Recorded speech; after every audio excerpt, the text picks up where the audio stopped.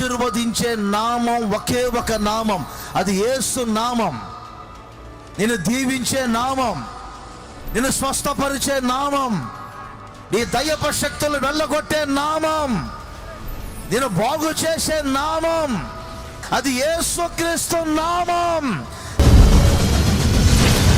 నిన్ను స్వస్థపరిచే నామం, నిన్ను బాగు చేసే నామం, అది యేసు నామం.